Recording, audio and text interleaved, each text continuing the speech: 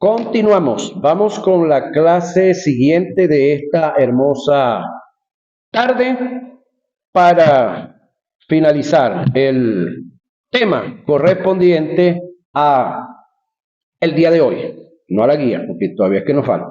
Ahora, seguimos en la perfección del amor. Cuando Jesús le pregunta a Pedro por tercera vez, ¿me amas? Con el verbo fileo, en la respuesta que Pedro le da a Jesús, le hace la demanda al apóstol. Si me agapan, no si me filí, Pedro, apacienta mis ovejas. ¿Por qué? Porque con el filí no vamos a ir muy lejos. Con el ero o el amor ero lo vamos a practicar con una sola oveja si es que es oveja, ¿no? Porque hay hombres que Dios ha llamado y su esposa no está convertida o viceversa. Entonces, el filí es para una sola, el ero es para una sola, el filí es para todos, pero el filí no basta, porque el filí se apaga. Cuando Pedro no me manda más mensajes, cuando Pedro no me trata bien un día, cuando fui a la casa de él y no me dio Catalina, no me dio café, no me dio cambure frito, ya. Pedro lo cambio por Rafaelito, fácilmente. Pero en el ministerio Rafaelito no es así. La oveja vino chévere, vino alegre, la recibimos, hablamos con ella, la tratamos. Otro día vino y nos tiró unos cachazos y unas patadas. ¿Qué vamos a hacer, Junior Quintero? ¿La botamos, la pateamos también? No, nosotros debemos demostrar que estamos a otro nivel, en otra posición. Y por causa del ágape nos vamos a torearla y sacamos el sombrero y le tiramos una vueltica ahí. Pero no podemos hacer lo que ellas hacen. Ahora, en el ministerio se nos van a presentar, si no se le han presentado, espere las que vienen en camino. Momentos difíciles. Y de paso le digo, no soy profeta del desastre. Pero se nos van a presentar momentos difíciles, duros, fuertes, que muchas veces nos van a dar ganas de abandonarlo. Si es que usted alguna vez ya no ha abandonado el ministerio y lo retomó. Todo, abandonarlo todo. Pero solamente, óigame, el amor ágape, que sintamos o que dejemos fluir por Cristo y su obra, incluyendo su iglesia, nos van a dar fuerzas para avanzar y no retroceder. Solamente el amor que Jesús tenía por el Padre y la obra que le había encomendado le dieron fuerzas para soportar todos los sufrimientos que pasó desde Getsemaní hasta la cruz. En todo su ser, espíritu, alma y cuerpo. Tenemos el ejemplo de Pablo, que da ciertas declaraciones de los padecimientos que tuvo que pasar por el ministerio, pero no se detuvo, ni hubo un abandono. Vamos a hablar un poquitico de esto que hemos hablado varias veces, pero acá con la connotación del ministerio. Pablo afirma de estar náufrago en alta mar, de día y de noche, hambre, desnudez, moribundo, mordido de serpiente, apedreado. Ahora la pregunta es, ¿quiénes apedrearon a Pablo? ¿Usted se ha hecho la pregunta, ¿quiénes apedrearon a Pablo? ¿Quiénes fueron los que agarraron piedras y prácticamente lo mataron a piedra en Jerusalén? Averígüelo a ver. Averígüelo. Es bueno hacer este análisis.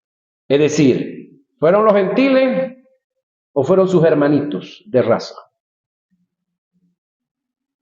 Importante analizar esto. Y el analizar esto no es para que le agarremos idea a los judíos tampoco, ¿no? Pero sí para que entendamos un poquitico por qué causa le están pasando lo que le están pasando. ¿Por qué causa han pasado lo que han pasado y lo que están pasando y lo que le falta pasar? Ahora, todo lo que el hombre siembra, eso lo cosecha. Eso es una ley. Y eso es para cristiano y no cristiano. Apedreado, flagelado por los judíos de pasarela, mire cómo se lo dice aquí clarito. Y los romanos también, colgado por un muro, desvelos, despreciado de sus propios hermanos. ¿Quiénes eran los propios hermanos de Pablo? Los judíos. Y de su propia nación. ¿Quiénes eran los de su propia nación? Los judíos. Encarcelado, vituperado, metido en el cepo, dado por muerto, pero que sobre todas las cosas somos más que vencedores por medio de aquel que nos amó, y por lo cual estoy seguro que ni la muerte, ni la vida, ni ángeles, ni principado, ni potestades, ni lo presente, ni lo porvenir, ni lo alto, ni lo profundo, ni ninguna cosa creada nos podrá separar, óigame, del agapán de Dios, que es en Cristo Jesús, Señor nuestro. ¿Por qué causa Pablo dice que él no podía ser separado del agapán o del amor de Dios? Porque ese amor es eterno y porque en él, en su espíritu, ya esa eternidad estaba en parte. Entonces no hay nada, señoras y señores, que nos pueda separar del amor de Dios. Ahora, hay momentos de turbación, hay momentos de traiciones, hay momentos en los cuales nosotros nos desajustamos del espíritu y nos vamos al alma. Entonces lloramos, berrinchamos, pataleamos y hacemos cuantas cosas más. Y después cuando reflexionamos, otra vez por el camino. ¿Sí? Porque nos acordamos de esta verdad. Ahora, si nosotros permaneciéramos en esta verdad, no vamos a estar renegando, porque no hay manera de zafarse, no hay sufrimiento, no hay oferta, no hay tesoro, ni ninguna cosa nos puede separar del amor de Cristo, nuestro Señor. En conclusión a este primer tópico de los 6, necesitamos madurar en el amor para alcanzar la visión. No te olvides que el poder y la fuerza de un ministerio, oiga, está en proporción, directo o directa, en cuanto amas lo que Dios te mandó a hacer. ¿Sí? Entonces, todos nosotros necesitamos cada día ser perfeccionados en muchas áreas en el amor. ¿En qué otra área nosotros como hombres ministros de Dios, hombres llamados a un servicio y que estamos llevando una carrera, en qué otra área nos debemos de perfeccionar? En la fe. La segunda materia que vimos en esta escuela, en esta institución. Hebreos 11:1. Podemos movernos en amor, sí, pero si no hay fe, nunca podremos desarrollar una misión para alcanzar la visión. Alguien dijo, así de grande como es la visión, así de grande será el ataque del enemigo y las ofertas que te presente el mundo y el diablo. No es un texto bíblico, sí, pero esto es una verdad, que si usted analiza la vida de Jesús, una vez que fue llevado al desierto para ser tentado, ¿qué fue lo que el diablo le ofreció? No fue cualquier cosa. En las 3 áreas que nosotros podemos ser tentados, él fue tentado y la oferta que le presentaron fue muy, pero muy buena. Ahora, Jesús, en vez de caer, en vez de volverse loquito por lo que tenía al frente, entonces se proyectó por causa del amor que tenía y siente por Pedro, por Rafaelito, por Macli, por todos los demás. En vez de que sus apetitos naturales fueran saciados por la oferta, decidió darle la espalda a esta oferta para entonces entrarle al propósito de Dios. Acá tiene esta palabra cabida. Así de grande como es la visión, la de Dios, óigame, así de grande serán los ataques, será la oferta del enemigo y todo lo que él proponga. En el capítulo 11 de la carta que se le escribe a los hebreos, el escritor nos da una lista de hombres y mujeres que alcanzaron el objetivo, oiga, de su llamado, el de ellos. ¿Por la qué? Por la fe. Lo alcanzaron por la fe. ¿Fue fácil para ellos? No. ¿Alguien le dijo a usted que el llamado que usted tiene es fácil? ¿O era fácil? Tampoco. Pero sí es posible. Luego en el capítulo 12 de la misma carta nos insta y nos reta a correr una carrera para alcanzar una visión. Dicha carrera es llamada la carrera de la fe. El pasaje dice, por tanto, nosotros también, teniendo en derredor nuestro tan grande nube de testigos, oiga, despojémonos, trabajo suyo y mío, de todo peso. Usted sabe qué es lo que le pesa y lo que le estorba para correr y desarrollarse en la carrera. De todo peso y del pecado que nos asedia. Y corramos con paciencia la carrera que tenemos por delante, puesto los ojos en el pastor, puesto los ojos en el evangelista, puesto los ojos en el profeta, puesto los ojos en la ofrenda que me va a mandar el pastor. ¿En qué vamos a poner los ojos? Puesto los ojos en Jesús, el autor y consumador de la fe, el cual por el gozo puesto delante de él sufrió la cruz, menospreciando el oprobio, y se sentó después de todo ese procedimiento. Después de haber muerto y resucitado, se sentó a la diestra del trono de Dios. Ahora, ¿qué tiempo le llevó a Jesús desde el Getsemaní al Calvario y más allá del infierno? Varios días, ¿verdad?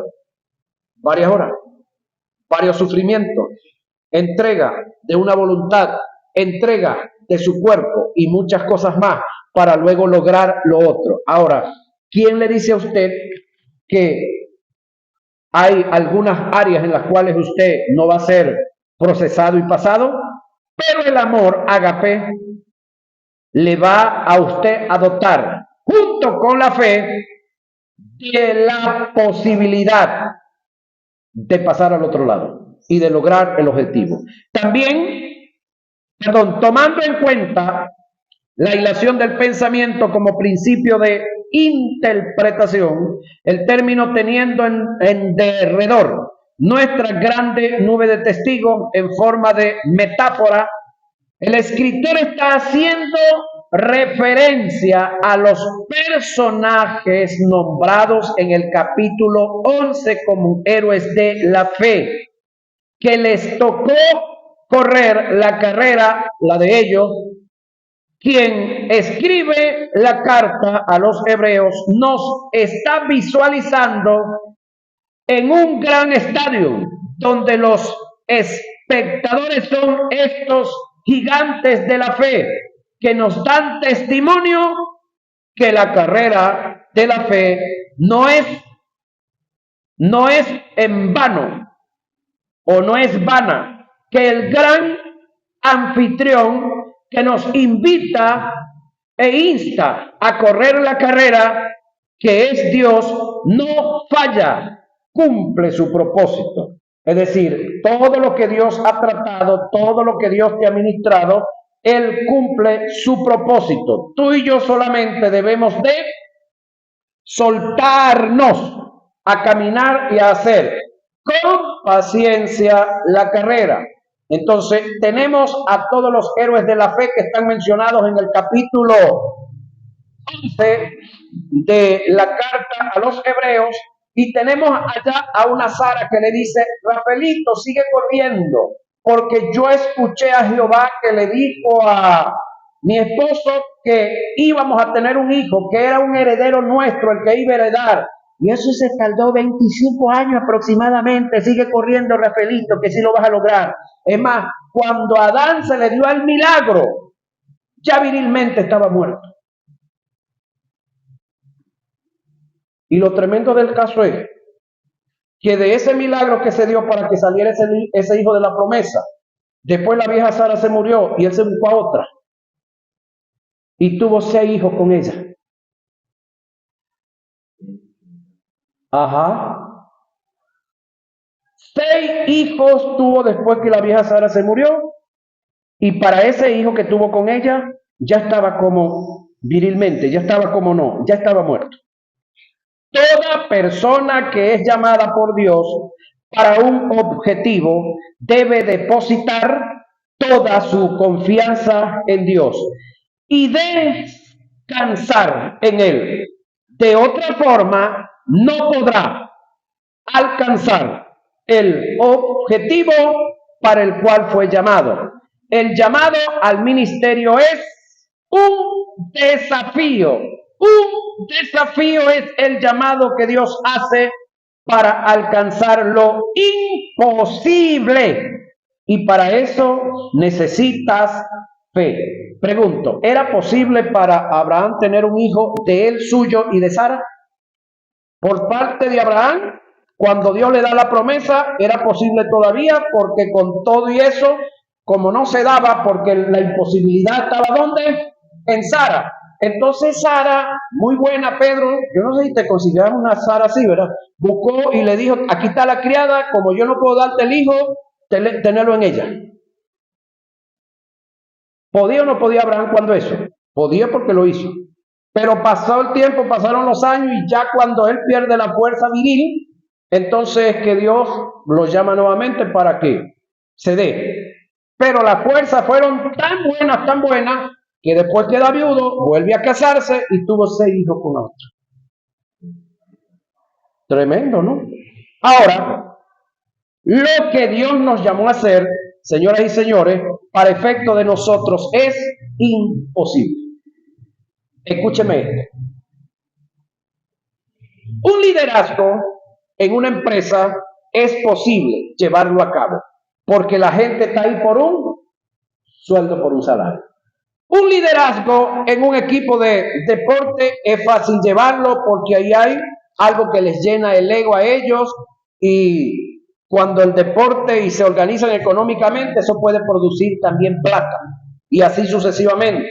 En un grupo de delincuentes también hay plata que se reparte, y así sucesivamente. Pero pregunto yo, un liderazgo en una iglesia donde a uno como creyente, como feligrés, no le dan nada, sino que tiene que venir a traer, ¿es fácil llevarlo?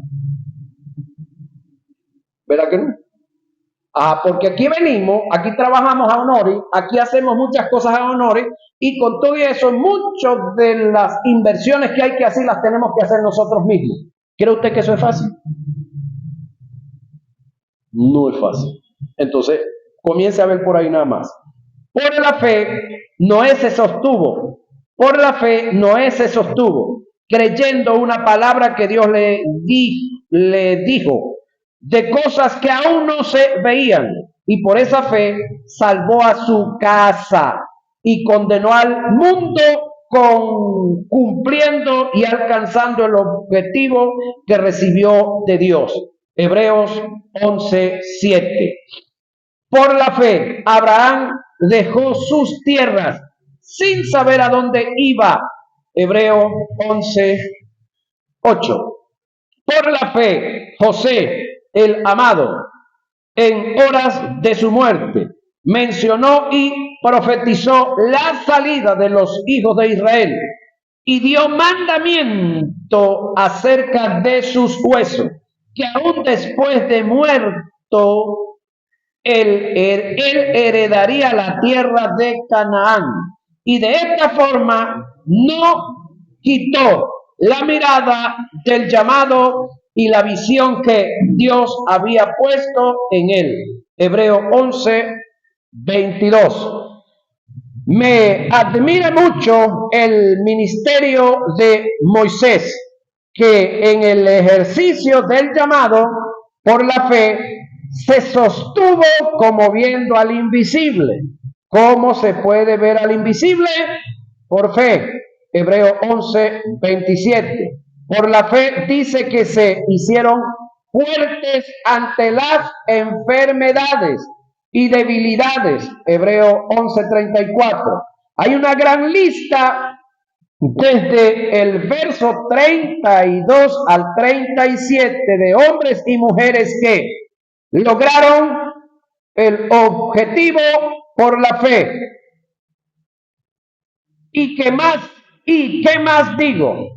Porque el tiempo me faltaría contando de Gedeón, de Barak, de Sansón, de Jefté, de David, así como de Samuel y de los profetas que por fe conquistaron reinos, hicieron justicia, alcanzaron promesas, taparon boca de leones, apagaron fuegos impetuosos, evitaron filo de espada, sacaron fuerzas de debilidades, se hicieron fuertes en batalla, pusieron en fuga ejércitos extranjeros, otros experimentaron vituperios y azotes, y además de estos, prisiones y cárceles, fueron apedreados, aserrados, puestos a prueba, muertos a filo de espada, anduvieron de acá para allá, cubiertos de pelo de ovejas y de cabra, pobres, angustiados,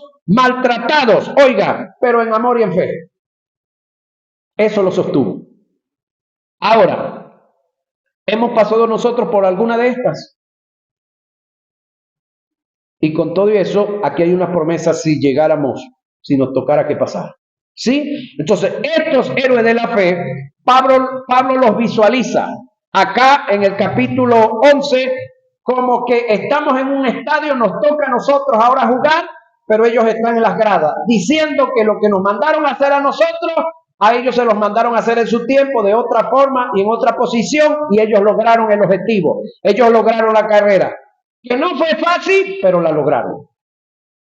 Ahora, esto es lo que Pablo visualiza, es decir, la cantidad de testigos que tenemos alrededor, que nos testifican de que lo que Dios dice, lo cumple. Eso es cuando Dios nos llamó a hacer algo y nosotros estamos haciendo ese algo que Dios nos llamó a hacer. Pero cuando Dios no nos ha llamado a hacer nada más y nosotros nos ponemos a hacer, estamos fritos. Primero no nos llamó, tampoco nos va a respaldar. Porque Dios al que llama respalda. Y el que se infiltra, Pedro, que se las arregle como pueda. Ese no es el problema de Dios. Pablo el apóstol presenta una gran lista en sus escritos de conflictos por donde tuvo que pasar por causa del ministerio y la visión que recibió de Jesús. Pero nada lo detuvo. Además de las afrentas, pasó por necesidades, persecuciones, angustias, azotes, cárceles, tumultos, trabajos, desvelos, ayunos, deshonra, mala fama, engañadores como moribundos, mas he aquí, vivimos como castigados, mas no muertos, como entristecidos, mas siempre gozosos, como pobres, mas enriqueciendo a muchos, como no teniendo nada, mas poseyéndolo todo, azotes sin número, en cárceles, en peligro de muerte, muchas veces de los judíos 5 veces he recibido 40 azotes menos 1. 3 veces he sido azotado con vara y 1 vez apedreado. 3 veces he sufrido naufragio. 1 día y 1 noche he estado como náufrago en alta mar, en camino muchas veces, en peligro de río, peligro de ladrones, peligro de los de mi nación, peligro de los gentiles y peligros en la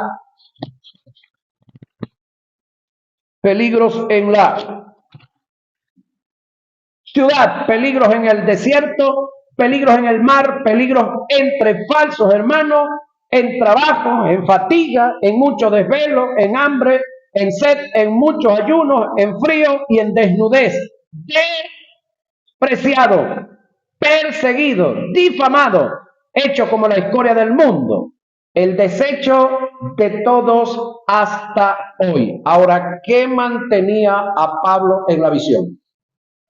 El ágape y la fe en el llamado que se le hizo. Ahora, ¿hemos pasado nosotros por algunas de estas?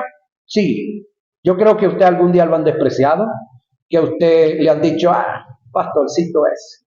No, y muchas cosas más. ¿Qué ha hecho usted? Calladito. Avance. Avance. Cállese. No ha pasado por tantas de estas duras. Si le tocara pasar, sepa que ya otros pasaron adelante.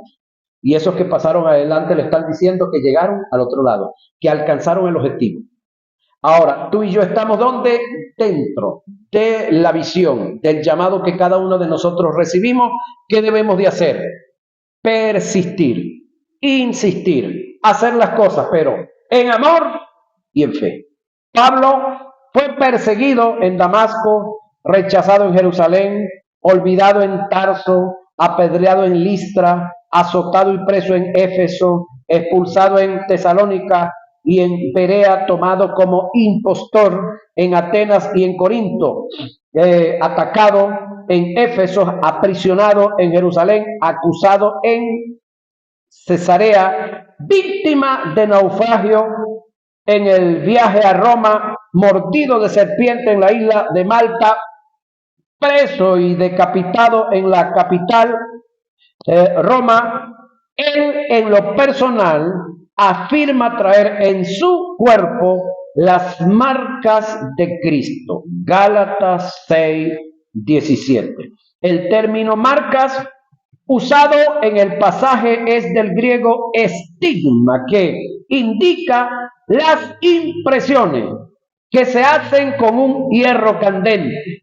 Es probable que el apóstol haga referencia a los sufrimientos físicos, es decir, del alma, ataques y persecuciones que había padecido por proclamar a Jesucristo como el Mesías y Señor en el desarrollo de su ministerio. Puede ser marcas en el alma o marcas en el cuerpo. Habacuc 2:4 y Hebreos 10:38 dice, el justo por la fe vivirá. Y el término vivirá en estos dos pasajes indica, oiga, subsistirá o se mantendrá firme ante los ataques más difíciles de la vida. Entonces tú y yo, en la visión del trabajo que se nos encomendó cada uno en su lugar, debes saber entonces que por la fe subsistiremos y nos mantendremos firmes frente a los ataques y las dificultades que podamos estar pasando dentro del llamado que se nos ha hecho. Según 1 de Juan 5:4, la fe es la fuerza que nos mantiene firmes ante las acechanzas del enemigo y ante un mundo que nos rodea y que se mofa y se burla de nosotros. Por causa del ministerio, de la misión y de la visión, vamos a tener grandes conflictos y confrontaciones. Estamos luchando contra un ser que tiene poder, habilidades, destreza y maquina muy bien las cosas. Hace planes anticipados y muy bien calculados. He aprendido a no darle mucha importancia al diablo, pero tampoco lo ignores. Él se va a mover con el fin de, por lo menos, hacernos detener o distraernos para que no alcancemos el objetivo del ministerio, que viene siendo la visión. Sobre todas estas cosas, debemos conocer que la prueba, el ataque, la enfermedad, la tentación, la situación económica difícil puede ser grande, pero más grande es Dios para resolver todos esos problemas. Nunca nos desanimemos, solo creamos, no desmayemos en la fe ante las palabras que Dios nos ha dado en la visión que recibimos y veremos la gloria de Dios en el ministerio. Solo creamos y descansemos en Dios. Acuérdate que el peor enemigo que tenemos para alcanzar el éxito es el desánimo. En el ministerio, si te detienes, pierdes; si te regresas, fracasas. La dicha más grande que una persona tiene es creerle a Dios. En Hebreos 11:6 dice que Dios es galardonador, oiga, de los que le buscan en fe. Acuérdate de estas palabras. Está más interesado Dios que tú mismo en que alcances la visión que Él te ha dado. ¿Qué te quiero decir con esto? Que Dios está de nuestro lado. El apóstol Pablo hizo una declaración muy acertada que me han servido y sostenido en muchos de los conflictos que se han suscitado en el ejercicio del ministerio. Él dijo: si Dios es por nosotros, ¿quién contra nosotros? Romanos 8:31. Aprendí algo de Kathryn Kuhlman. Ella dijo: estamos trabajando a favor del equipo que va ganando, y lo mejor del caso es que nunca perderá.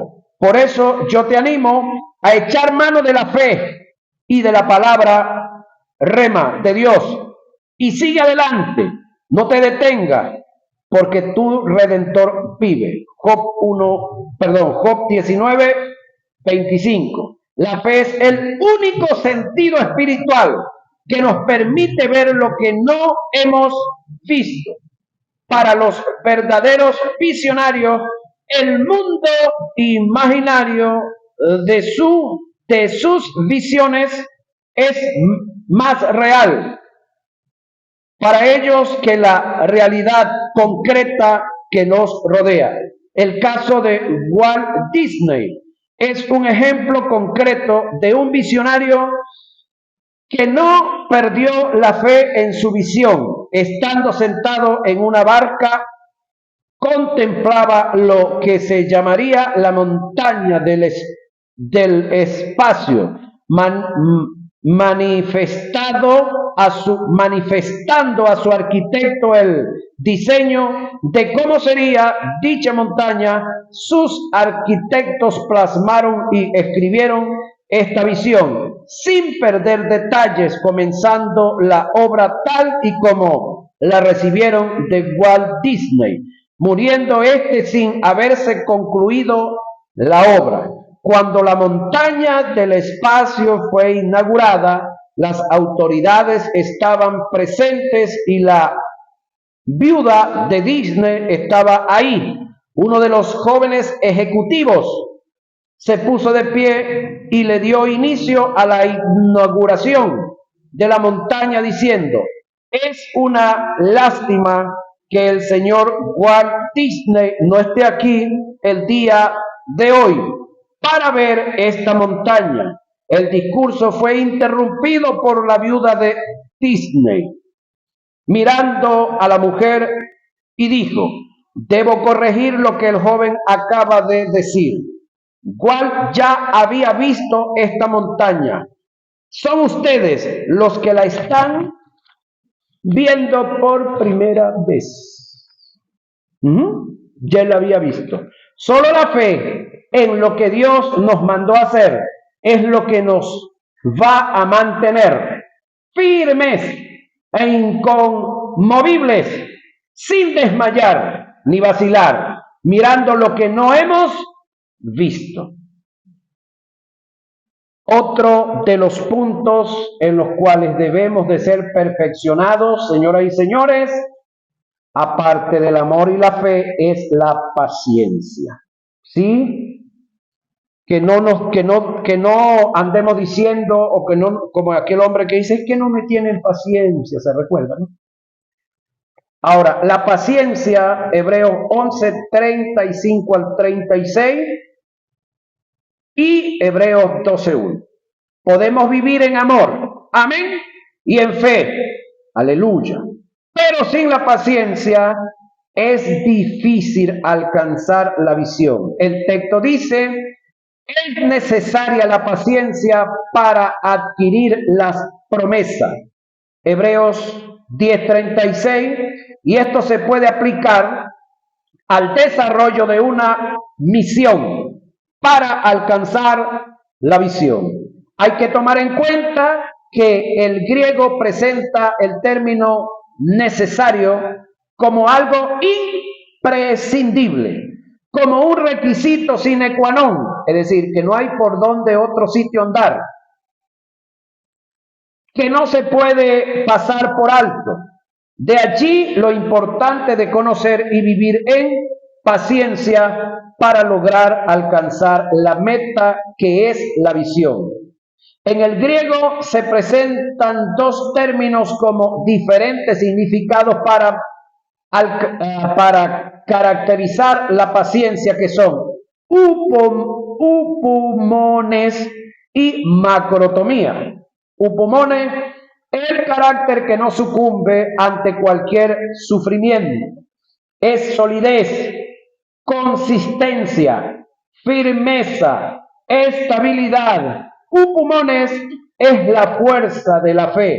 La paciencia, bajo el término upumones, es lo que te va a hacer fuerte, sólido, consistente, perseverante ante la visión que Dios te ha dado.